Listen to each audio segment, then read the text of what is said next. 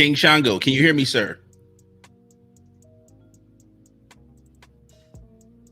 You can hear, hold on. King Shango, can you hear me?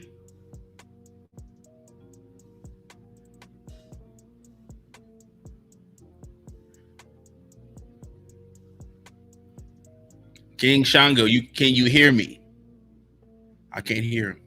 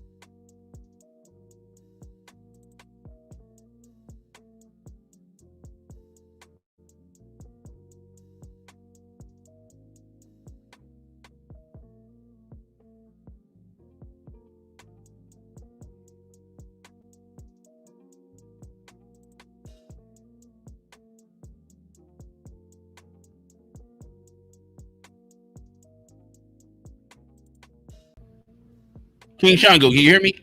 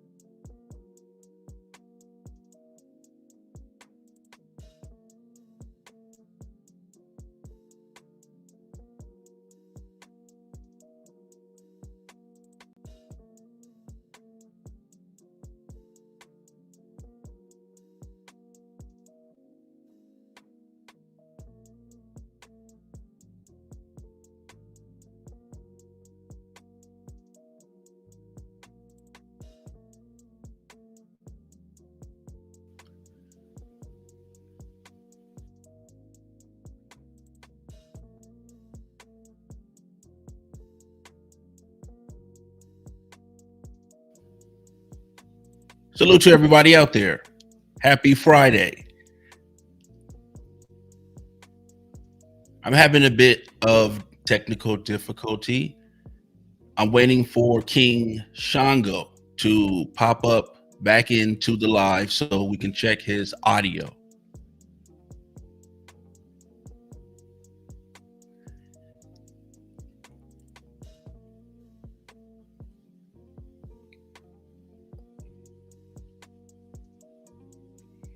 Salute to the chat room. What's up with it?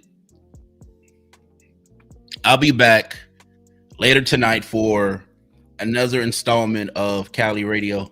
I do not have the title. I don't even know what the live will be about.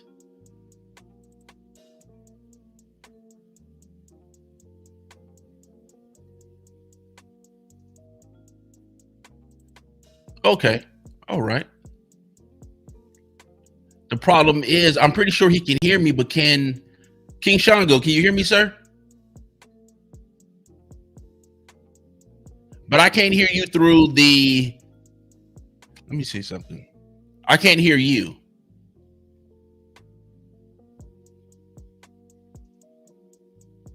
So if this does not work, I'll have you call in, unfortunately. I'd rather do it this way, but because on my end it says that you are on screen. Let's see, and your audio is on. Yeah, you're on. Your video and audio is on. Yeah.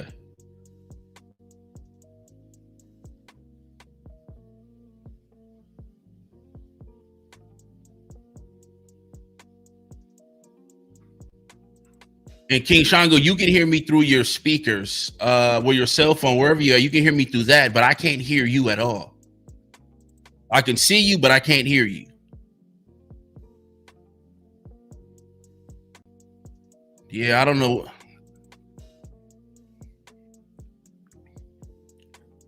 All right, so what I'm going to do is I'm going to have him call in, and then I don't know if it's my end or what it is. I'll figure out what it is, and then we'll go back to this, hopefully. So let me give out.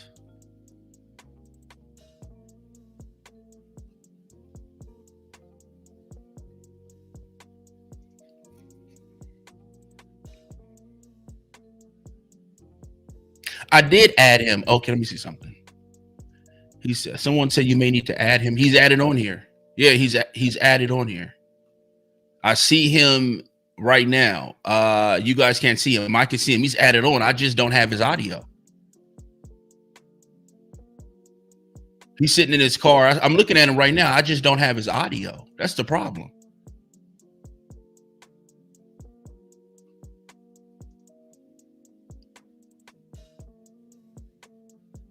Interesting. What about now? Oh, there you go. There you go. A little bit. I think it's your connection. I thought it was me. I think it's your connection. It's your connection. It's not me. Okay. I heard you just a little bit.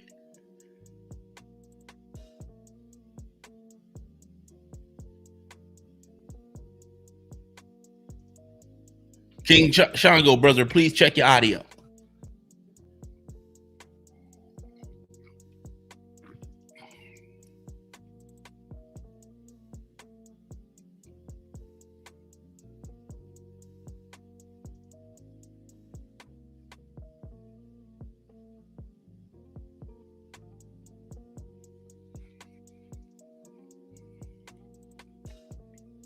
All right, so what I'll do so we can get this going, King Shango, go ahead, call in. The call-in number is 213-778-8708. It's 213-778-8708.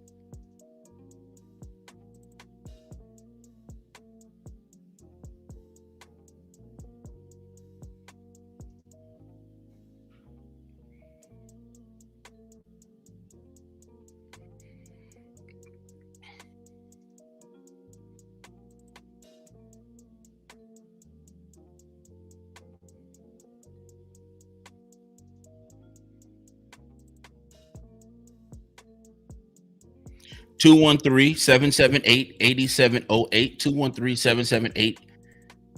213-778-8708.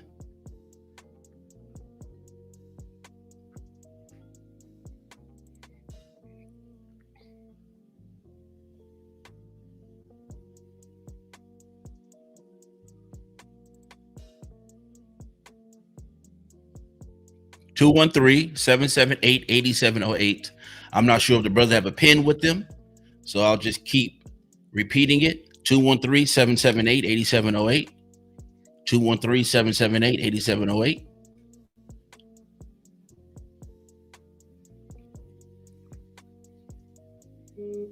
Here he is.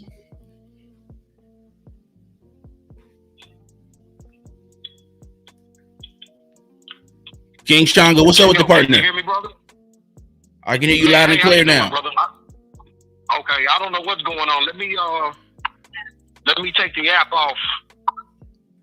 I don't think you needed it. I really want it. I don't think you needed the app. I sent you the link. All you had to do was click on the link. You did show up, but it was your audio. No, not the app. I meant the link. That's what I had. I didn't download the app. Oh, okay. Yeah. So, man, I don't know what happened, man. I really wanted us to do it this way, but okay. We can still get the information to the people. Okay, so let's get this show on the road. First of all, I want to say salute to you, brother. And how are you feeling? Man, all is well. Thank you, brother. Thank you for having me, man. It's a great honor, man. I've been following you for quite some time since 2016. That's right, brother. And I appreciate that. Well, man. How you doing? I'm doing great, man. Couldn't be better. I have no complaints. That's good. That's good. Just, man, go ahead. What you say? I was just about to say, man, feel free, man, to ask the hard questions, so we can get the people's neurons to firing. All right. So let's rock and roll. Also, King Shango, you are a Moor. Yes. Okay, good. No problem. I have no problems with Moors. You guys are really, really good in your research. So shout out to you and the Moors. This live stream is going to be about exactly what the title says, getting your house in order. Not only that, we're going to get into the 14th Amendment. Would you like to get into that? Oh man, definitely. Okay, definitely. Birth certificate is. Yep. Yeah. Okay. Yep. We can cover all of that. Okay, blood right. Yes, we can cover all of that. Resources, gold, minerals, Yes. silver. Yes. All right, so let's start with the 14th Amendment first.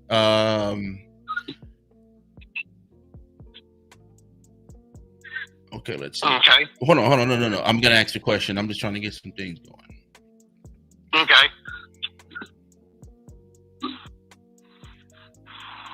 Okay, so what is your issue with the 14th Amendment? Is it your personal issue? Is it the issue of the Moors, or what is the issue with the 14th Amendment? Well, I don't have a personal issue with it, and I can't speak for all Moors. Okay. I can only speak for our nation. Uaxashaktun, Pakal, Moors Nation. The issue is that law. When you look at the history of the United States of America and the United States, those are actually two separate entities. The United States of America being the 48 contiguous states. Some will say 50, but we can get into that later.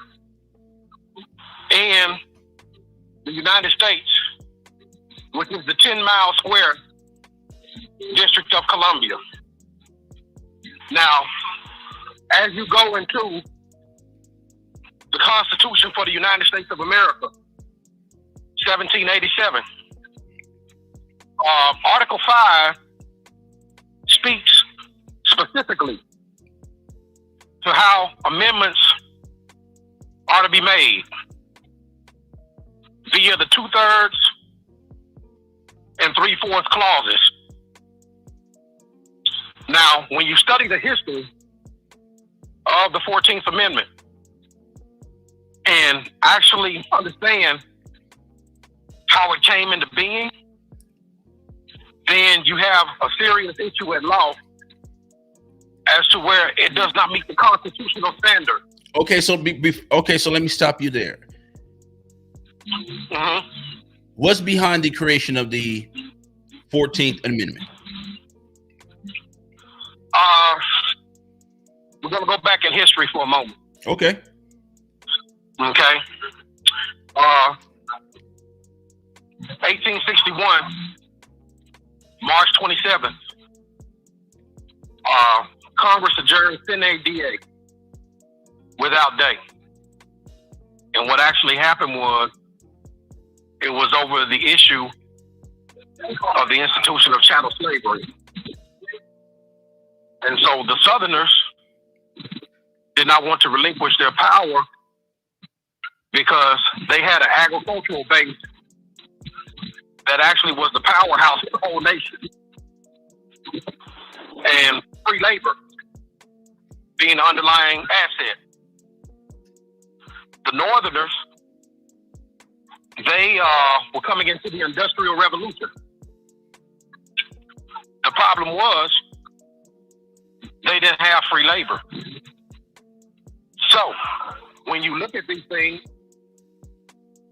and weigh them in an economic balance, then you'll see that the issue was never about human chattel capital.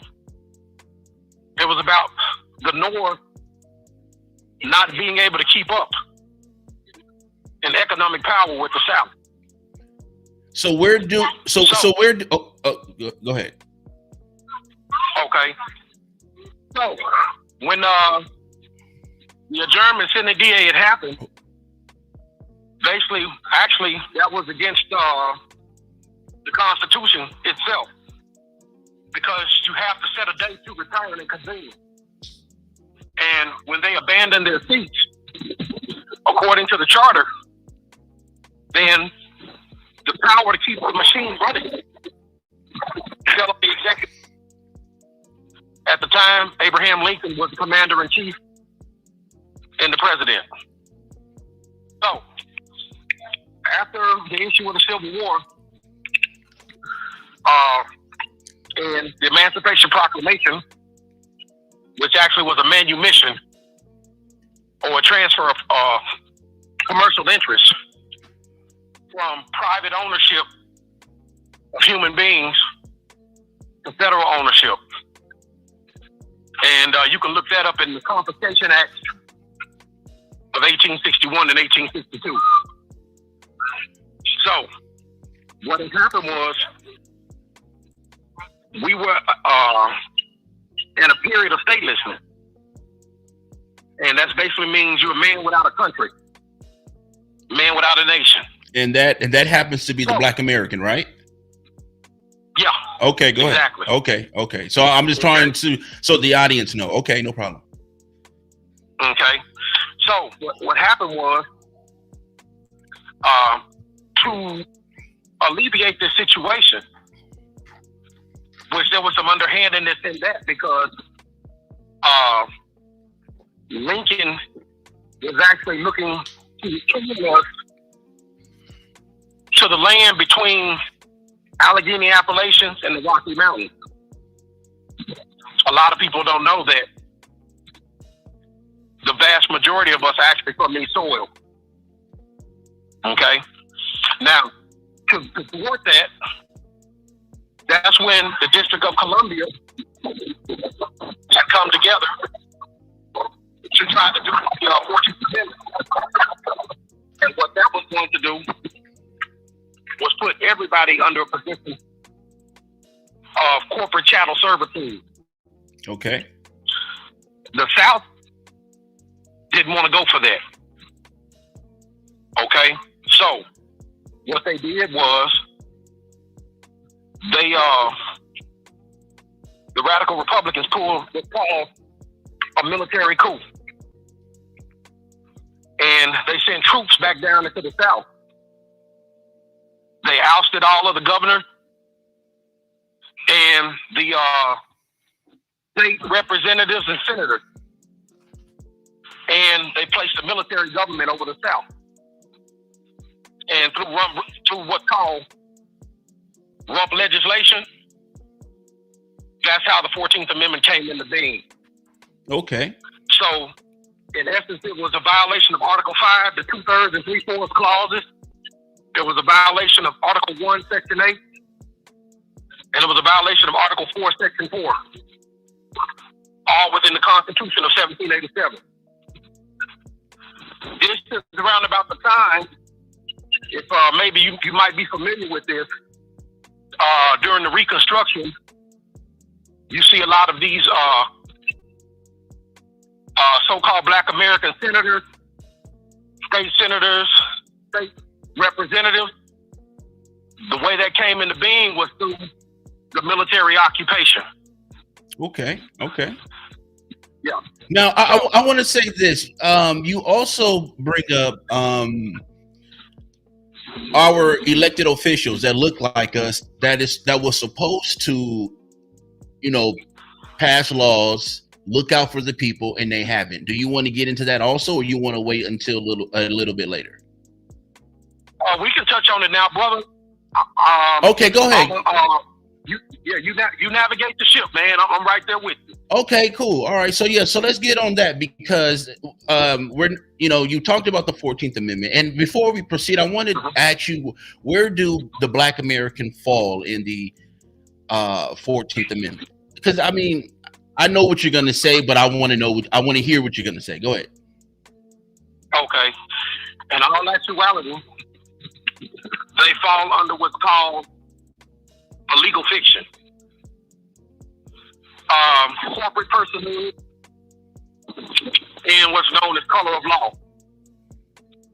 So, all actuality, even though you are living and breathing, you're what's called civiliter mortu. Say that one more time. Which is a Latin. Hold on, say that one more time. Civiliter mortus. Okay, and that means? Which dead in the eyes of the law. Ah. So the Black American, so the 14th Amendment does not apply to the Black American, and the Black American is seen dead to the law. Exactly. In all actuality, it applies to nobody, but here's the twist. It's an artificial construct that operates off the power of contract. The power of contracts. Okay. The power of contracts. So, if you are engaging in any activities or documentation that entails and intertwines the 14th Amendment, either directly or through what's called adhesion contract, which is indirectly, then the legal fiction, man, falls upon you. So it's like someone created a box, and they created all the terms, conditions, stipulations, and agreements that pertain to the box. And when one goes to the box and reaches into the box, then the trap is sprung. I got you. Yep, the power of contract is hell, man. That's the reason why it was included in the Constitution for the United States of America in Article 1, Section 10. Power of contracts is powerful. Now, I want to get into the birth certificate. I was reading up on your website, and if you want to give out your website info or any info that you have, you are more than welcome to do so. Thank you, brother. You were saying that the birth certificate isn't real. It's not. I guess it doesn't have any value. We're gonna cover is it real, and then we'll cover the value. Let's rock and roll. Okay. Is it real? When you look at what actually happened when the birth certificate was created, it was actually designed for the registration of human chattel property to operate as collateral for the obtaining of loans from international bankers. Say that one more time. Say that one more time. About the birth certificate. Yes, it operates as a registration for human chattel capital, the registration of collateral. So when the United States goes to its creditors, whether it's the Bank of England, the Rothschilds,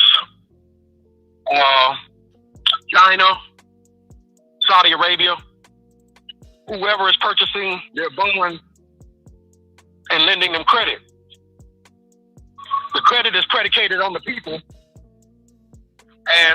the chattel collateral. No different than if you were to go to a bank and apply for a loan, they ask you what collateral do you have. How are these loans paid back? Through the 14th Amendment, which the birth certificate is an adhesion contract to that. And you pay it back through taxes on your labor. Now, we can get into the value of it. Let's get into the value of it. You got any more questions on this section? No, go ahead. If you have any more, go ahead. But I do want to get into the value of the birth certificate. And then let's get into the value of the death certificate, right? Okay, yeah. Okay, so let's get into it.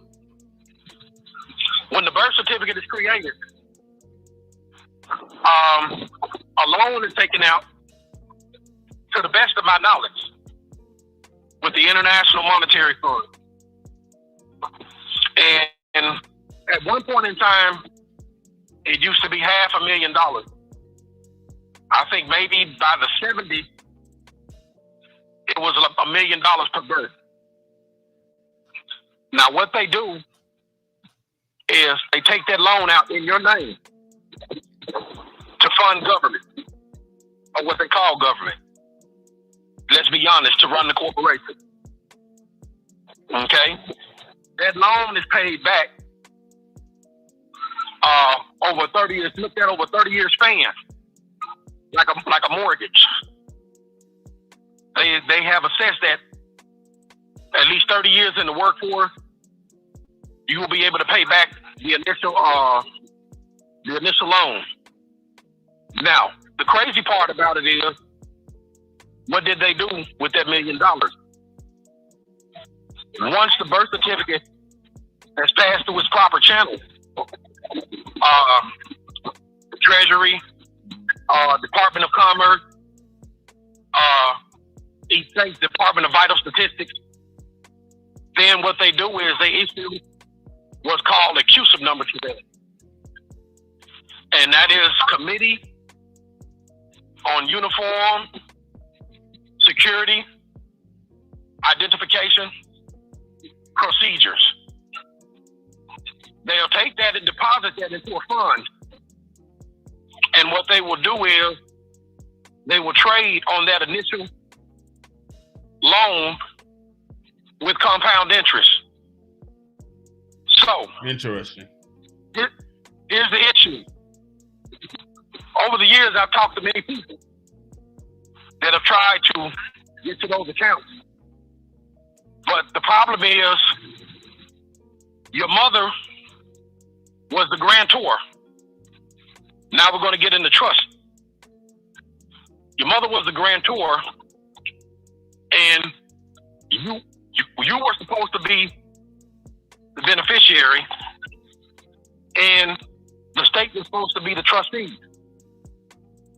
But what happened was, because you're considered dead in the eyes of the law, also known as lost at sea, because everything right now under the United States is running under admiralty. There's no beneficiary.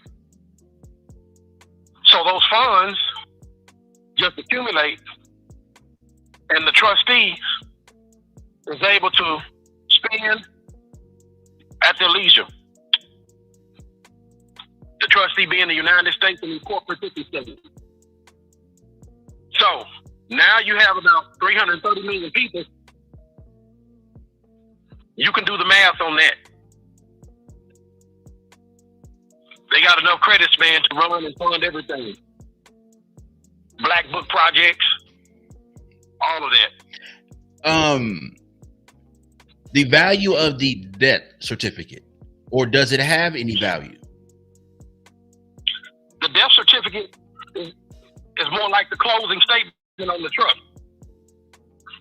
What happens is, once the person becomes deceased, then what happens is the trust is collapsed, and it's proceeds can be moved into other funds, still trading on you even though you're dead. Even though you're dead. Okay, so that brings me to this question. Mm-hmm. People who perish and they're in debt, what happens to their debt?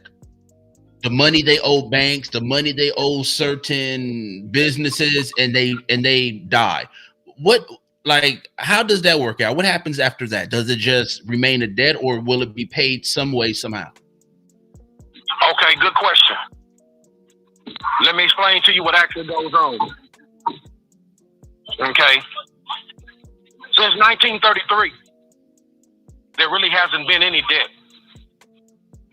And what's been happening is a double dipping. I'll explain to you what I mean by this.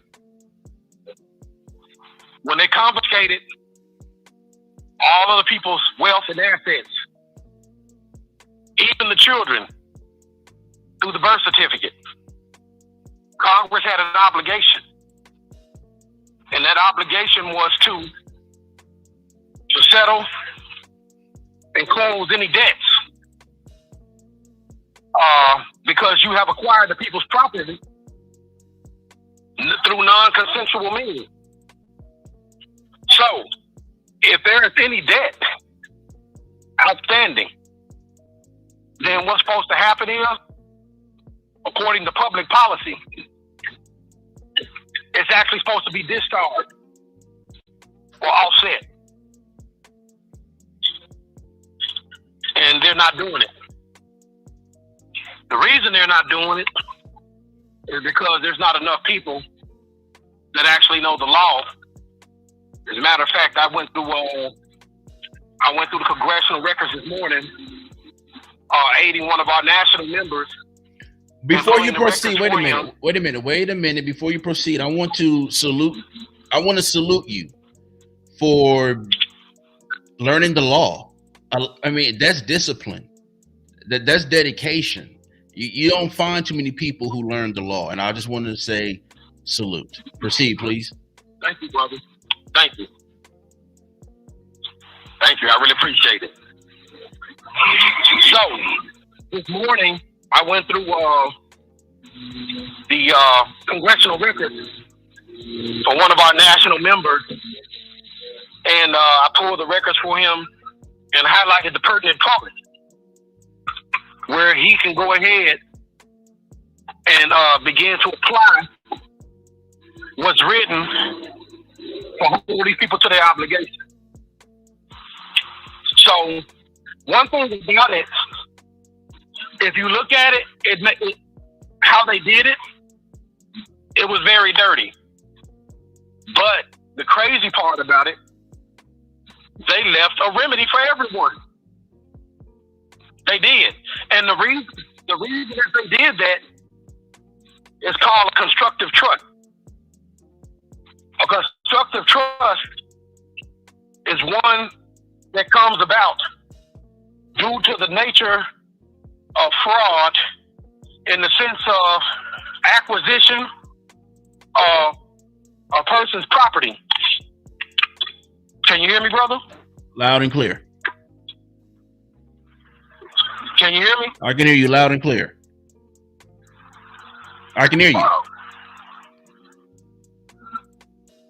What happened? I can hear you. We can hear you.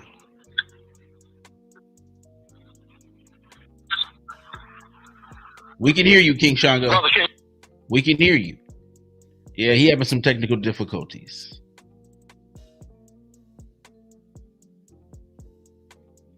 Go ahead, King Shango. Okay, I don't know what happened, brother. Can you hear me? Yeah, we can hear you loud and clear. It's your end. I don't think you heard me talking, but yeah, we can hear you. Okay. So what happened was with a constructive trust, when they confiscated all of the people's property, that means real property, i.e. real estate, personal property, which is movable property, tangible property, and intangible property, which constitutes intellectual property, and biological property, i.e. the rights to your own children. They had to give you a remedy to prevent what's called unjust enrichment. And that's what created the constructive trust. Now, speaking of the children, hold on, King Shango. Yeah. Speaking of children, the parent only has so much power. Really, the states and the governments control what the parents do to the children, right? That is correct. Okay. And in the legal fiction status that the people are currently in, you are 100% absolutely correct. You do not have rights to your children in the sense that you think you do. You're only what's called custodialship. The title to the children belongs to the government, or quote unquote government. They have title to the biological asset. Okay. Now, how do you change that? Number one, status is always the first issue at law.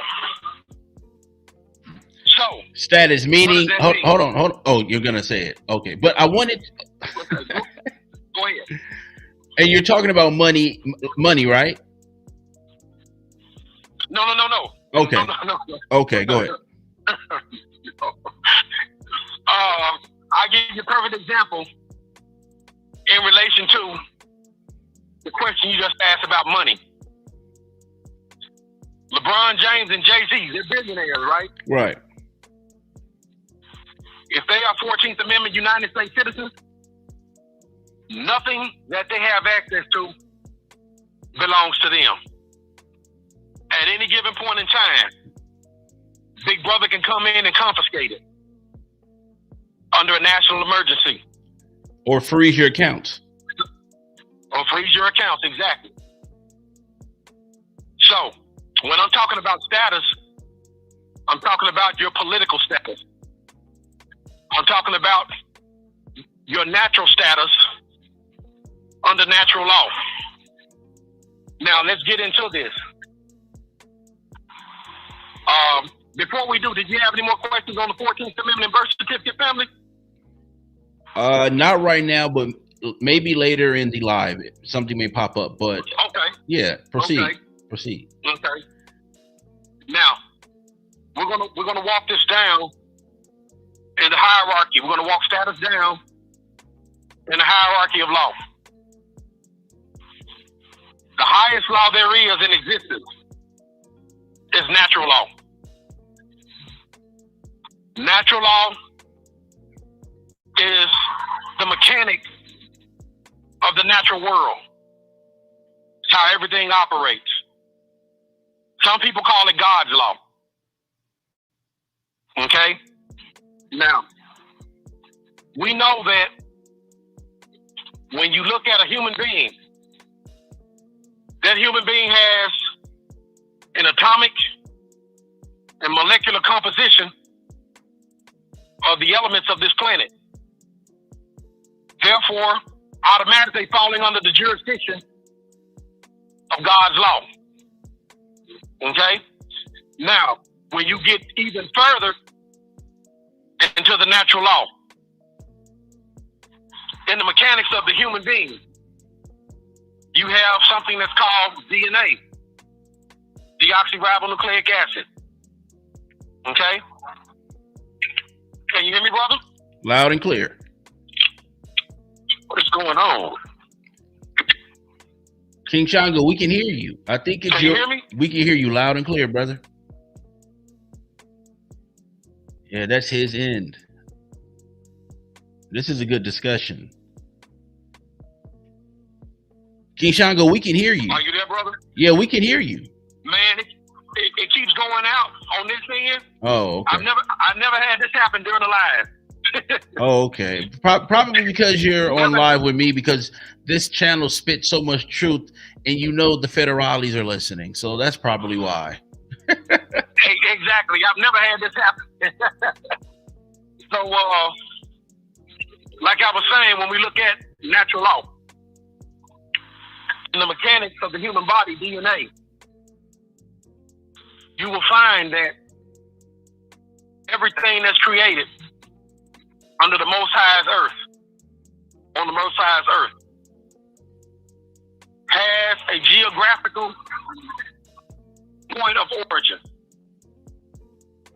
Now, when you look at that, that goes down into inheritance laws. Inheritance laws were first codified in the 42 laws of Ma'at, which later were transcribed in the Old Testament and New Testament. Now, stop right there. Let me show you how powerful natural law is. We're going to walk back in history.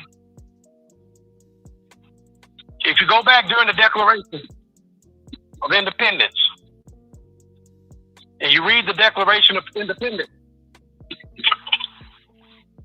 the funny part about it is this.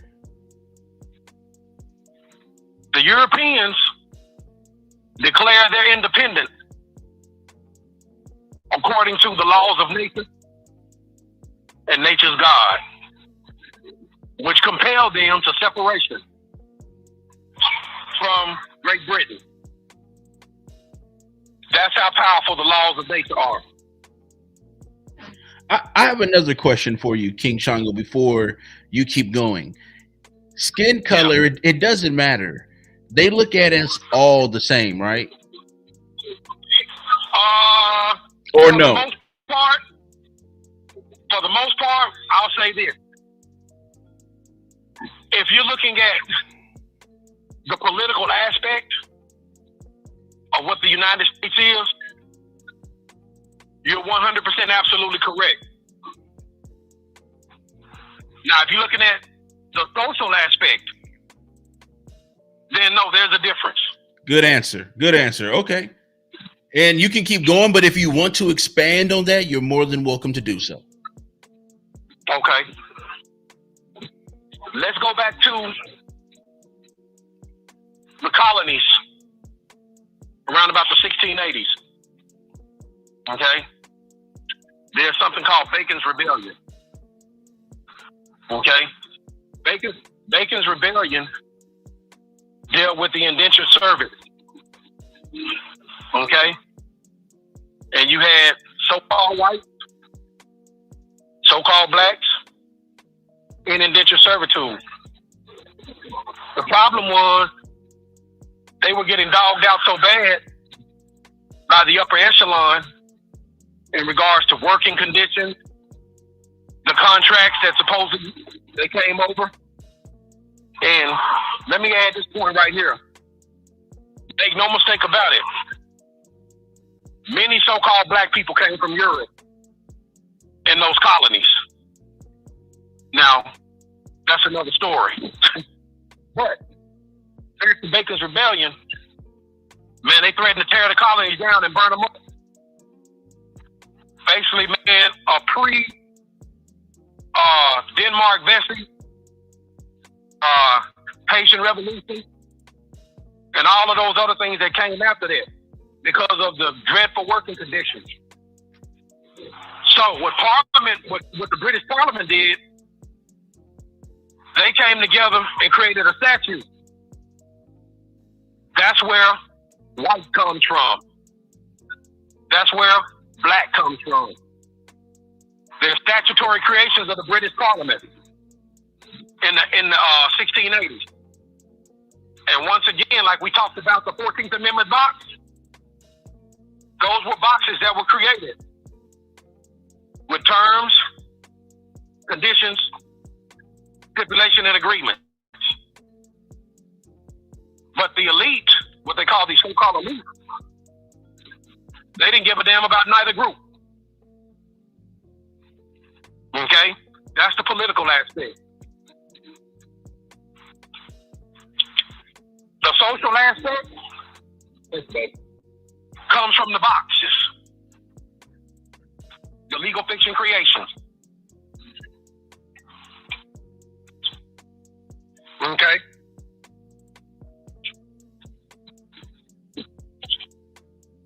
So, any more questions on that? No, let's get into gold and silver. What do you want the people to know about gold and silver and minerals? Gold and silver have a history in commerce of over 5,000 years. Perfect example. You can go and read Joshua 6:19. That's in the Bible. And it tells you, according to the scriptures, how the Most High viewed gold and silver. It says it's consecrated as holy. Now, this is in the scriptures. You know? And not only that, it's real substance. It has intrinsic value. 100 years from now, unless they run across the supply that will make the current supply of gold and silver valueless, you can bury gold and silver in the ground. Come back 100 years later, dig it up, and it's still gonna have its value. Possibly, depending on the increase of technology, it may be even more valuable. Because you can't have any technology this day and time without silver. From your cell phone, Yep. computer, Yep. laptops, tablets, your automobile, medical records, Copper also. or databases, medical technology, anything dealing with technology, you need silver. What about copper? Copper is the third most conductive metal out of all the metals. Silver is the most conductive metal there is on the periodic table. The highest in thermal and electrical conductivity. I think gold is like fourth and copper's like third. So, yes. Now, here's the thing. Copper is easily recyclable. And the reason being is because how they use it. But silver, Mexico and China, and Mexico is one of the largest silver miners on the planet. They're slated to go extinct within the next 2 to 6 years. Unless they find new sources. And that's going to make silver go even higher.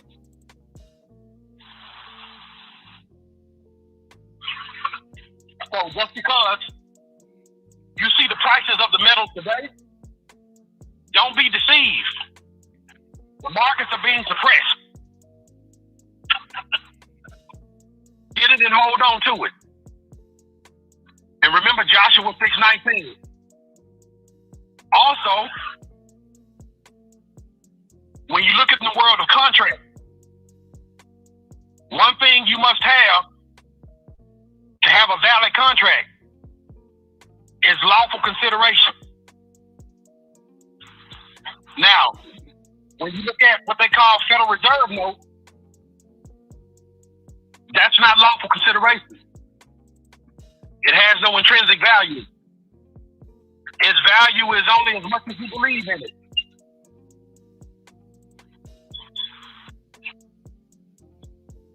And not only that, gold and silver is inheritable wealth.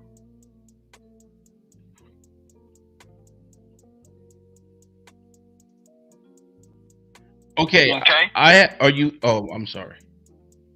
No, go ahead, brother.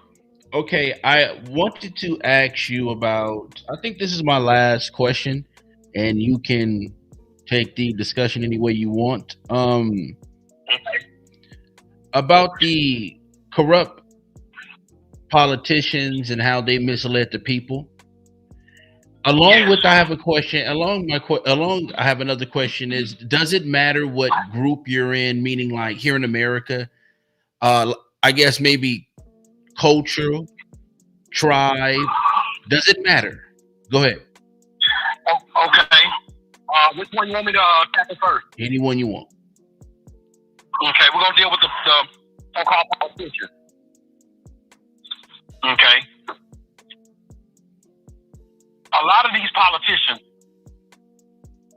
they know that the 14th Amendment is fraudulent. It's been brought to their attention. I've even addressed some of them, and they admitted that they know it's fraudulent. Okay? What they have done is they have elected to play the game to keep our people in this legis civilis mortuus subjugated state and get paid while they're doing it. Okay? So, they're like Obama. We'll take Obama, for example. Obama was a constitutional lawyer. He knows the Constitution. Sure does. Okay? And not only that, he will tell you himself that his father was Kenyan. He has a nationality.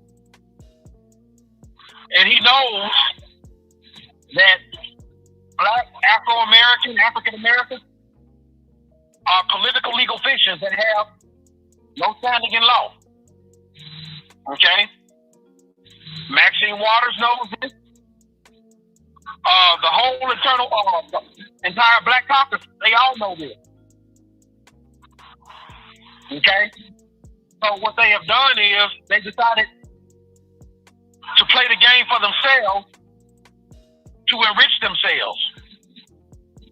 And no matter how many times so-called black people will ask for a hate crime bill, they'll never get it. Just like reparations, they'll never get it. Because you cannot pay a legal fiction that operates still as federal property. Another thing, before you proceed, I'm sorry I got to cut you off again. We're going to have to come back and do a live stream on why the Black American won't be able to get reparations. Not a problem, brother. Okay. I'm at your disposal, family. Okay, cool. All right. Thank you, brother. All right, proceed. So, the next question was,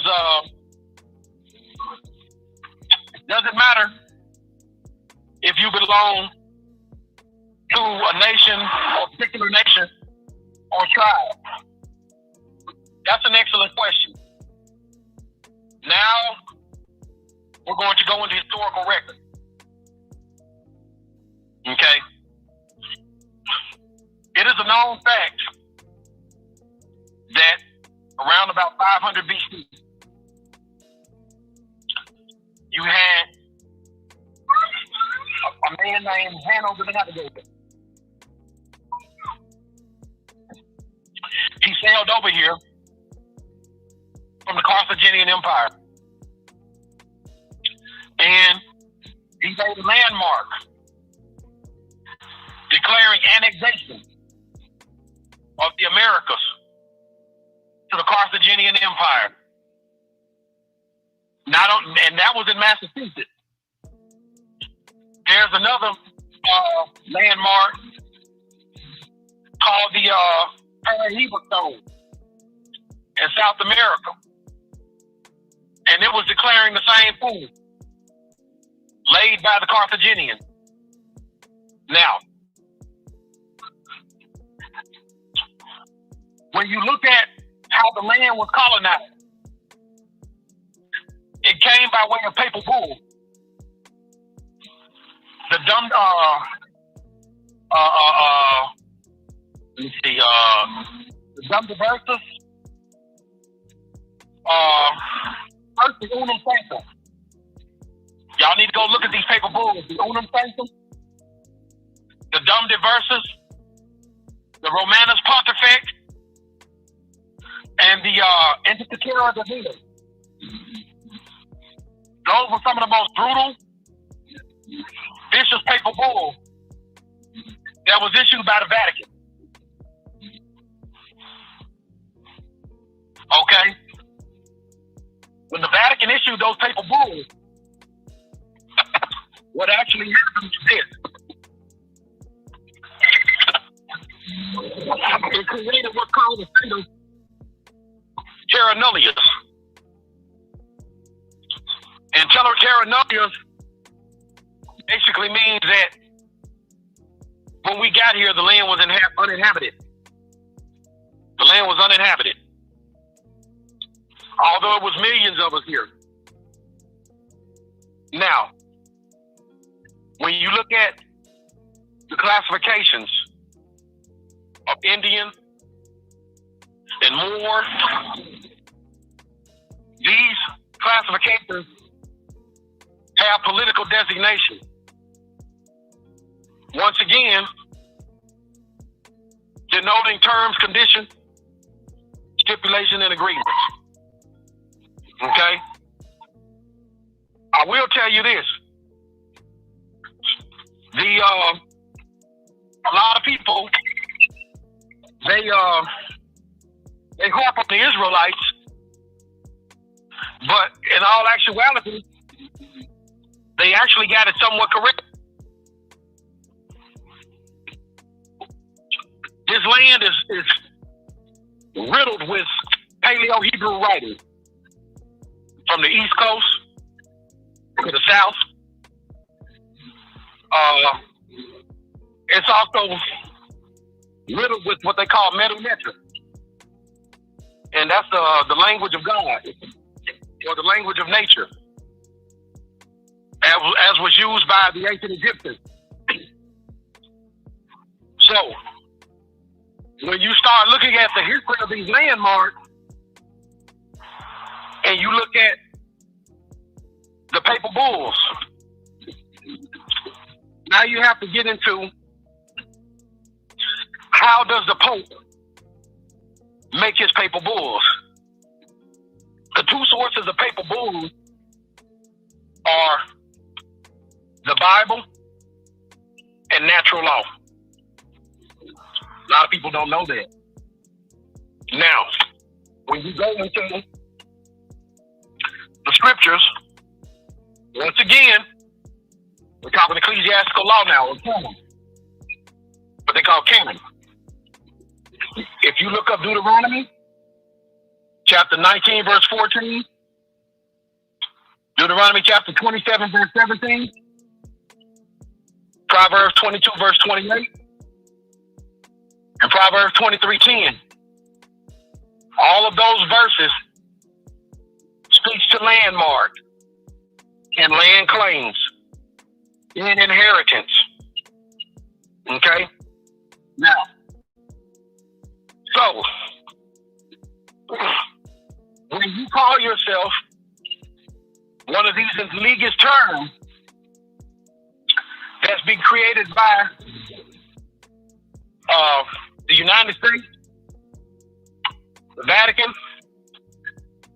then what happens is 9 times out of 10, your ancestors is from the soil of here. But you remove yourself from your inheritance unbeknownst to you and place yourself underneath that political jurisdiction which created the legal fiction. So, when you look at Indian, it's a legal fiction. When you get into the names of the tribes, those are what's called self-identification through self-determination. Okay? So, when you look at the term Moors, Moors has an ancient designation all the way back to the Phoenicians, who had the word what was called Mahurin, which means Westerner. Now, we know historically that the Phoenicians had a presence here in the Americas dating all the way back 800 BC. And that's in the Pontotoc Stele, found in Oklahoma. Okay? We know the Phoenicians gave rise to the Carthaginians. And the Carthaginians gave rise to the Moors, as well as the ancient Kemite or Egyptians. They had a classification of Moor in their system, which means the high priest or the new, and also the Maori, who were in the land known as Mauritania during the Roman Empire, age of the Roman Empire. So there was constant navigation back and forth between the Americas, Northwest Africa, and the Iberian Peninsula. Yeah, sea travel was nothing new. You didn't start with the age of X. So now, when you go into your genetics, now we're talking about natural law and the atomic and molecular composition of men and women. Within your blood, there is an inheritance. And if your blood ties to these significant historical documents and imprints in time, then therein lies your inheritance as well. Okay, that's what I also wanted to ask, and that's my last question. Bloodline. Blood right, I mean. Yes, I'm sorry, blood right. Blood right. Yes, sir. Yes. Okay.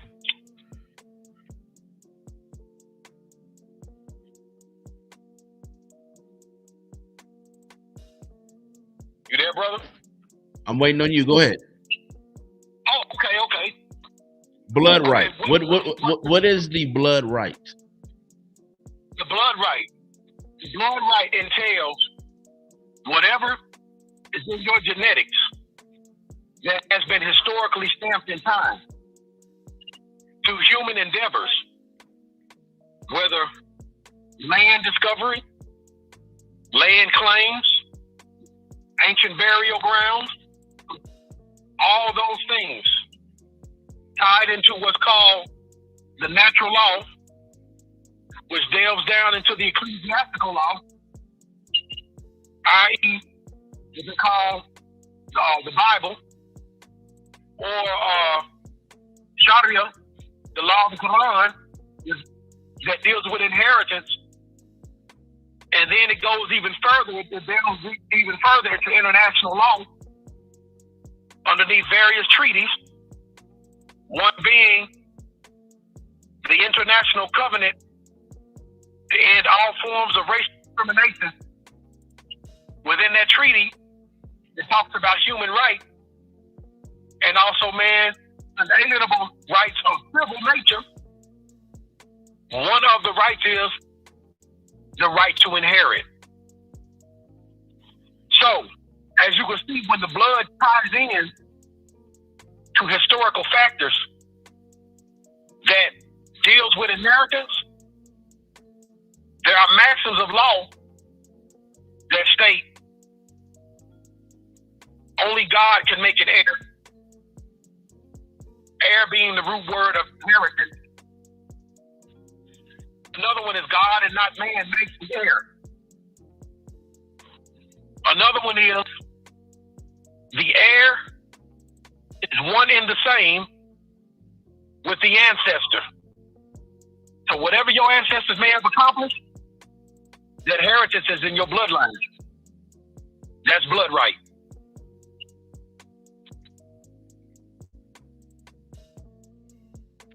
All right. That's all I have. I don't have any more questions. Okay.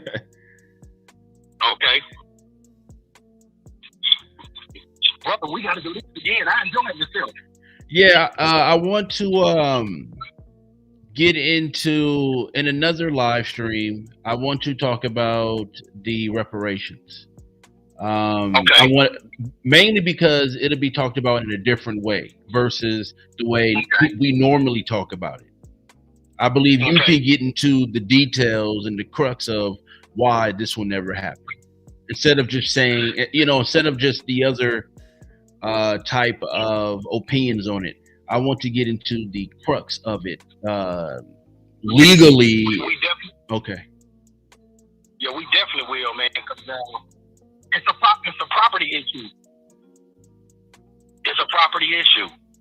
Okay. So, do you want to give out your information? How do you want to do this? Yes. You can reach me at ObaShango-El.com, and that's O as in Oscar. Put it in the chat box. B as in Bravo. Put it in the chat box. Okay. Hold on 1 second. I know some of my people are watching. Okay. Y'all post the website for my brother KO and the other people.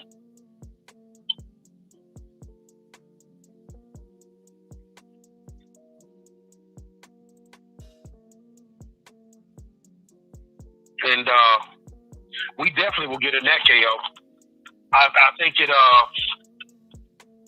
it needs to be understood. Can you hear me? Loud and clear. Brother KO. I can hear you loud and clear, partner. Oh, wow. Here we go.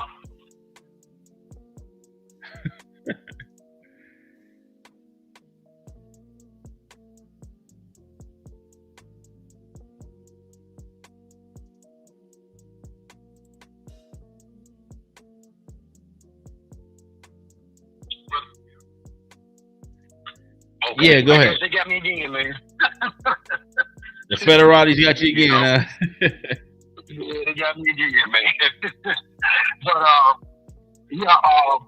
they can reach me at ObaShango-El.com, and my YouTube, the Titans. Okay. But when we meet again, brother, we definitely gonna go in knee deep on the reparations issue, and we're gonna talk about what's called restitution and post-millennium. Okay, so what we'll do. Reparations is a property issue. Restitution and post-millennium is you have to make a person whole non-pro-tunc the occurrence of the injury in a national fashion. Notice I said national, i.e. nation. All right, we'll get into that. We'll get into that. I don't want to give him too much, but I'll make it soon. I'll make it soon. Okay, brother. Sounds good. Okay. I enjoyed this, man. I enjoyed it too. I appreciate you, partner.